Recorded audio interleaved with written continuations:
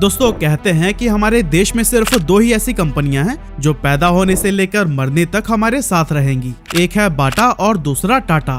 वही टाटा जिसकी गाड़ियों में हम ट्रेवल करते हैं, जिसके कपड़े पहनकर हम खुद को ब्रांडेड फील कराते हैं, जिसके नमक के बगैर खाना हमारे गले से नीचे नहीं उतरता और जिसकी चाय से हमारे दिन की शुरुआत होती है। और इस टाटा कंपनी को आसमान की बुलंदियों पर पहुंचाने में अगर किसी का सबसे बड़ा कंट्रीब्यूशन है तो वो है रतन टाटा जी का, जो आज किसी पहचान के मोहताज नहीं है। एक ऐसे इंसान जिन्होंने हमेशा खुद से पहले अपने देश और यहाँ के लोगों के बारे में सोचा, जिनके लिए पैसों से ज्यादा इम्पोर्टेंट वैल्यूज और कमिटमेंट रहे हैं और जिनकी पूरी जिंदगी ड्रीम्स, चैलेंजेस और सक्सेस से भरी रही है। वो सिर्फ एक सक्सेसफुल बिजनेसमैन ही नहीं बल्कि एक अद्भुत लीडर, सबसे बड़े दानवीर और लाखों लोगों के लिए उम्मीद की किरण भी हैं।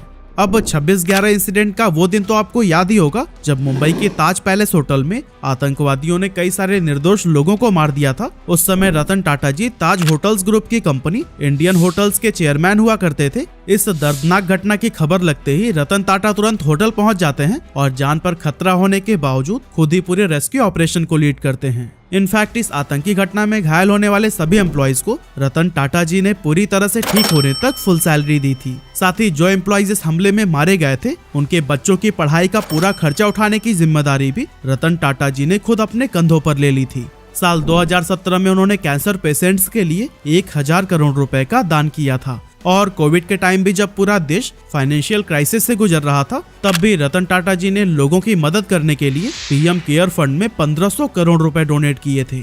रतन टाटा जी का जीवन ऐसे ही अनेक परोपकारी कामों से भरा हुआ है, जिसकी वजह से उन्हें साल 2000 में पद्म भूषण और साल 2009 में पद्म विभूषण से भी सम्मानित किया जा चुका है। आज भले ही रतन टाटा जी 86 साल के हो चुके हैं, लेकिन उम्र के इस पड़ाव में भी वे काफी ज्यादा एक्टिव नजर आते हैं और शायद यही वजह है कि आज भी वो भारतीय युवाओं के लिए रोल मॉडल बने हुए हैं। तो चलिए दोस्तों, आज हम बात करते हैं रतन टाटा जी की जिंदगी के उन किस्सों और लाइफ लेसन्स के बारे में जिसने न सिर्फ उन्हें सक्सेसफुल बनाया, बल्कि अगर आप भी इन लाइफ लेसन्स को फॉलो करते हैं तो फिर सफलता आपके भी कदम चूमेगी।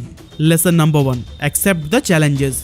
दोस्तों कहते हैं कि जीवन में उतार चढ़ाव हमें चलते रहने के लिए बहुत जरूरी है, क्योंकि ईसीजी में एक सीधी लाइन का मतलब होता है कि हम जिंदा ही नहीं हैं।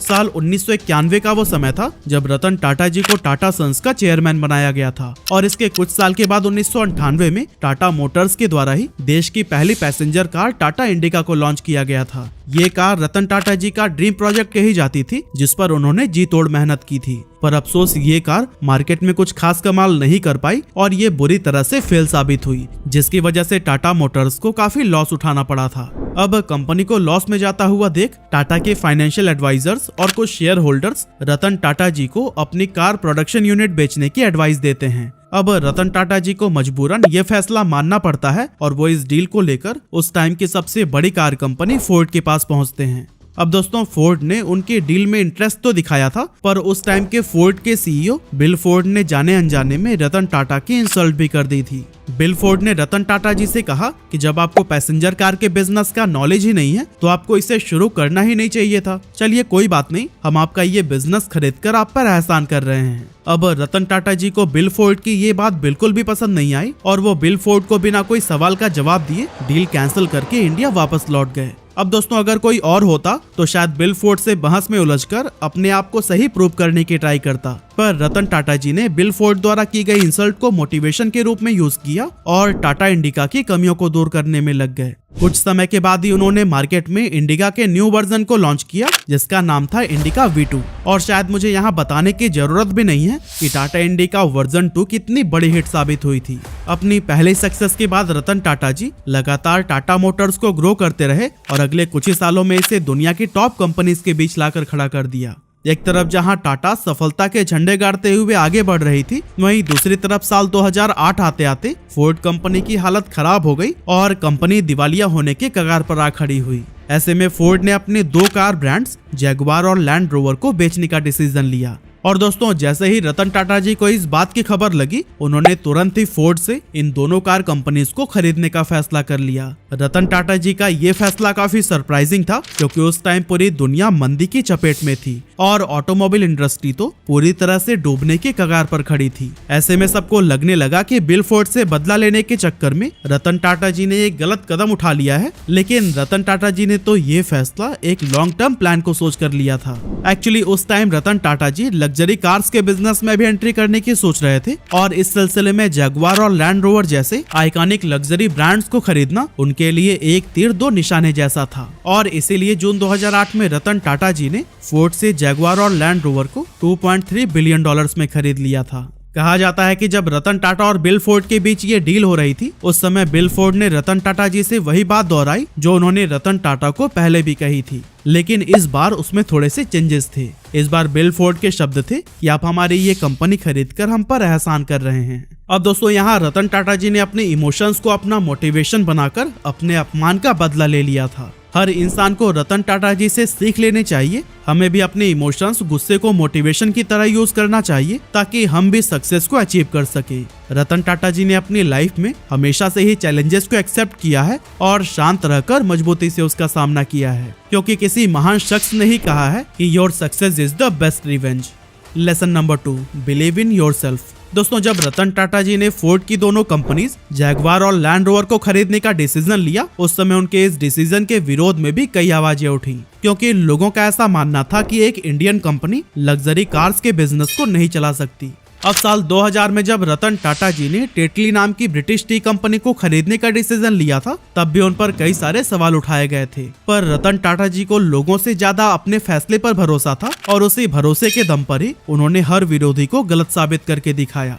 जरा सोचिए, अगर रतन टाटा जी उस समय लोगों की बात मान लेते और इन दोनों बिजनेसेस में अपना हाथ नहीं डालते, तो क्या टाटा आज उस मुकाम पर होती जहां हम उसे आज खड़ा देखते हैं? टाटा के पास आने के बाद जगुआर और लैंड रोवर की सेल्स काफी पॉजिटिव डायरेक्शन में आ गई है और ये दोनों कंपनीज टाटा मोटर्स के लिए काफी प्रॉफिटेबल भी हुई है। वहीं अगर बात टी कंपनी टेटली की करें, तो फिर 1990 में टेटली लिप्टन के बाद से वर्ल्ड का सेकंड लार्जेस्ट टी ब्रांड था, जबकि टाटा टी वर्ल्ड की लार्जेस्ट टी प्रोड्यूसिंग कंपनी थी। टी प्रोड्यूसिंग का मतलब चाय पत्ती बनाती तो थी, लेकिन उसे किसी ब्रांड के अंडर नहीं बेचा जाता था। ऐसे में रतन टाटा जी ने नोटिस किया कि पूरे भारत में 50 से ज्यादा टी गार्डन होने के बावजूद भी उनकी अपनी कोई पहचान नहीं है। और यही वजह थी कि जब टेटली के मालिकों ने अपने ब्रांड को बेचने का फैसला किया, तो फिर रतन टाटा जी ने तुरंत इस मौके का फायदा उठाया और 271 मिलियन यूरोज में टेटली को खरीद लिया। यह किसी भी इंडियन कंपनी के द्वारा किसी भी इंटरनेशनल ब्रांड का सबसे बड़ा एक्विजिशन था, जिसके साथ टाटा टी इंटरनेशनल लेवल पर न सिर्फ सेकेंड लार्जेस्ट टी कंपनी बनी, बल्कि ये यूनिलीवर और लॉरे जैसे ग्लोबल कंपनीज की भी आंख में आंख मिलाकर उनके साथ कंपटीशन में शामिल हो गई। दोस्तों रतन टाटा जी का एक बहुत फेमस स्टेटमेंट है कि I don't believe in taking right decisions, I take decisions and make them right. यानी कि मैं सही फैसले लेने में विश्वास नहीं रखता, मैं फैसले लेता हूँ और फिर उन्हें सही बनाता हूँ। अपने फैसले पर अडिग रहना और उसे सही साबित करने के लिए मेहनत के इंतहा से गुजर जाना ही रतन टाटा जी की सक्सेस का सीक्रेट रहा है। Lesson number 3, trust, values and commitment are more important than money. दोस्तों टाटा ग्रुप की स्थापना करने वाले जमशेदजी टाटा ने जिस तरह लोगों के बीच इस कंपनी के ट्रस्ट को बनाए रखा था, रतन टाटा जी ने भी उस लेगेसी को बखूबी बरकरार रखा है। रतन टाटा जी के लिए कंपनी की वैल्यूज और उसका कमिटमेंट हमेशा ही पैसों से ज्यादा इम्पोर्टेंट रहा है और यही चीज हमें साल 2016 में भी देखने को मिली, जब रतन टाटा जी ने साइरस मिस्त्री को टाटा सन्स के चेयरमैन के पद से हटा दिया था। हैरानी की बात तो ये थी कि ये वही साइरस मिस्त्री थे जिन्हें रतन टाटा जी ने खुद चेयरमैन बनाया था। साल 2012 में जब रतन टाटा ने टाटा सन्स के चेयरमैन की पोस्ट से रिटायरमेंट ली, तब उन्होंने साइरस मिस्त्री को बोर्ड का चेयरमैन बना दिया था। लेकिन चेयरमैन बनने के बाद साइरस टाटा के वैल्यूज और कमिटमेंट से ज्यादा प्रॉफिट पर फोकस करने लगे। अब शुरुआत में तो रतन टाटा जी ने साइरस की 1-2 गलतियों को माफ किया, लेकिन जब यह गलती साइरस की लाइफ का पार्ट बन गई, तब रतन टाटा जी ने उनको कंपनी से बाहर का रास्ता दिखा दिया। अगर साइरस की सबसे बड़ी गलती की बात करें, तो साल 2009 में एक जापानीज कंपनी एनटीटी डोकोमो ने टाटा टेली सर्विसेज के 26.5% शेयर 13,500 करोड़ रुपए में खरीदे थे। उस समय टाटा ग्रुप ने एनटीटी डोकोमो से ये वादा किया था कि वो जब चाहे तब इन शेयर्स को बेच सकते हैं और अगर कोई बायर नहीं मिला तो फिर टाटा खुद उनके शेयर को खरीद लेगा और बदले में उन्हें उनके शेयर का मिनिमम 50% वैल्यू लौटा देगा। अब इस डील के कुछ सालों के बाद साइरस मिस्त्री को रतन टाटा टाटा सन्स का चेयरमैन बना देते हैं।